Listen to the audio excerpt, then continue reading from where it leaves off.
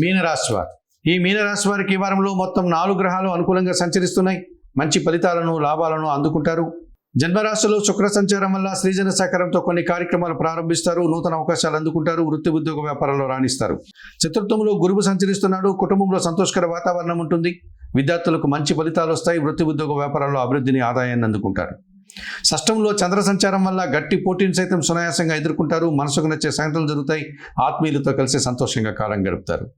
షష్టంలో కేతువు సంచరించడం వల్ల వృత్తి ఉద్యోగ వ్యాపారాల్లో నిరాడంబరంగానే మంచి విజయాలు సాధిస్తారు. కొన్ని ఆర్థికంగా బలపడతారు. అప్పులు తీర్చుకుంటారు. అనారోగ్యం నుంచి బయటపడి ఆరోగ్యవంతులు అవుతారు. శత్రువులు సైతం మిత్రులుగా మారడానికి మీరు అవకాశం కల్పిస్తారు. ఈ రాశి వారికి వారంలో సోమ, గురు, శుక్రవారాలు అనుకూలంగా ఉన్నాయి. వ్యయములో రాహువు సంచరిస్తున్నాడు.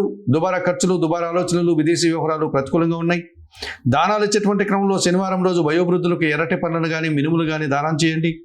స్తోత్రపారాయణ విషయంలో శ్రీ సూక్తం ప్రతినిత్యం చదువుకోండి. ఆలయ సందర్శన కార్యక్రమంలో భాగంగా కనకదుర్గాదేవిని దర్శించి నమస్కరించుకోవడం వల్ల మరింతగా మంచి ఫలితాలను పొందగలుగుతారు.